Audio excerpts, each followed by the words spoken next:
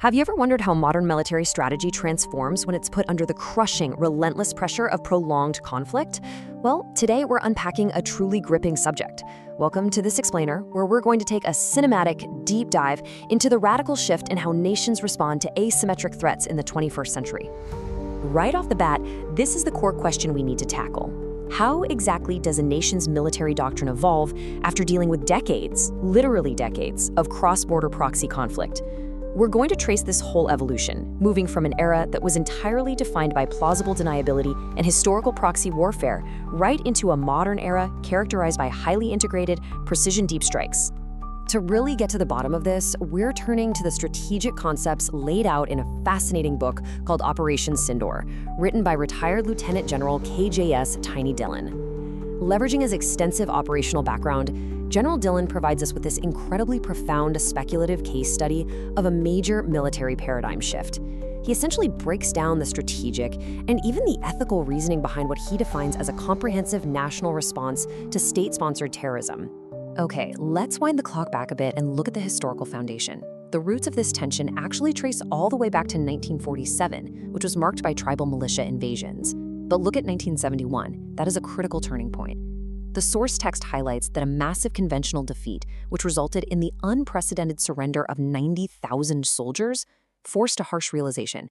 Conventional wars could no longer be won against India. And that realization, it led to a massive recalibration toward a low-cost, asymmetric proxy war. So this recalibration ushered in what Dhillon explicitly defines as the era of Pakistan-sponsored proxy warfare. Throughout the 1990s and early 2000s, the entire objective shifted.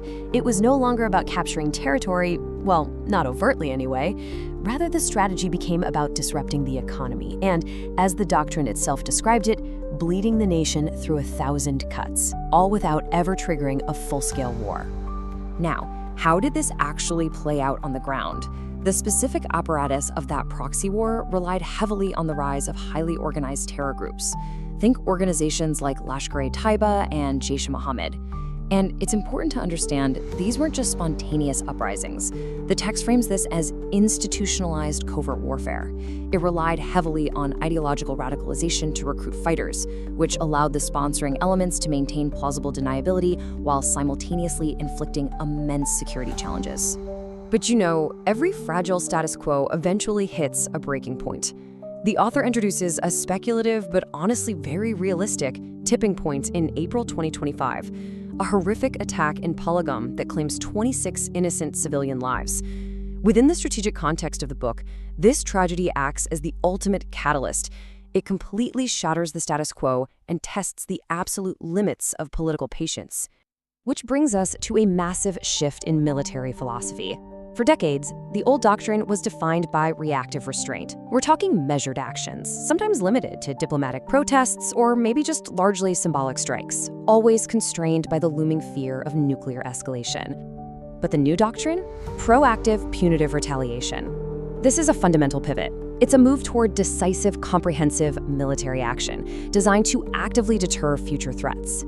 So, with public outrage peaking and political pressure boiling over, the war room is activated for Operation Sindoor. And to be clear, this is not just some localized border skirmish. No, Operation Sindoor represents a comprehensive, multi-domain offensive aimed deep within hostile territory.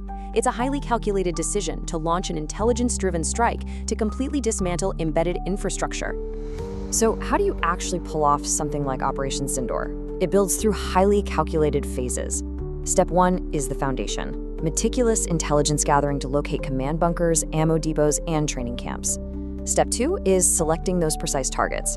Step 3 is really where engineering meets strategy, carefully pairing advanced weapons to those specific targets to maximize the effect. And finally, Step 4 is the kinetic execution. It really showcases the absolute necessity of intelligence-driven planning in modern warfare. And here is the crucial nuance of the whole operation. It's not just about destruction. It is equally about precision and restraint. The operation is meticulously calibrated to heavily degrade enemy capabilities without causing a broader escalation or civilian casualties. They deploy advanced systems like BrahMos cruise missiles and loitering munitions to perfectly balance sheer kinetic power with a strict emphasis on ethical conduct. Taking a step back, this entire operation is a masterclass in what military strategists call non-contact warfare, or NCW. This doctrine is all about achieving military objectives using cutting-edge technology, precision munitions, and information dominance. And the key here? Doing it all with minimal physical contact between the opposing forces. It is a massive departure from the old days of mass mobilization of kinetic forces. General Dhillon actually sums up this shift perfectly. He notes that depths and ranges are losing relevance. Think about the implications of that statement for a second. They are profound. With the integration of long-range weaponry, stealth tech, and precision guidance, the traditional geographical safety nets of warfare, they just don't exist anymore. Illicit infrastructure sitting hundreds of miles behind a border is simply no longer safe. So, what does this all mean for the future? The tactical takeaways here extend way beyond just this single speculative operation. National security now universally demands hyper-agile, tech-heavy infrastructure. We are looking at a future that absolutely requires integrated air defense networks. Think systems like Akash-Tir, right alongside AI-assisted threat detection and drone neutralization. It's a huge reality check for how modern nations have to restructure for seamless tri-service coordination. To wrap up this explainer, I want to leave you with this final thought. As AI, drone technology, and precision missiles completely blur the lines of conventional conflict, how will the rest of the world adapt to this new era of non-contact warfare? It is a question that challenges global security frameworks everywhere to adapt to a world without traditional front lines. Thank you so much for joining me on this deep dive into the strategic analysis of Operation Sindoor.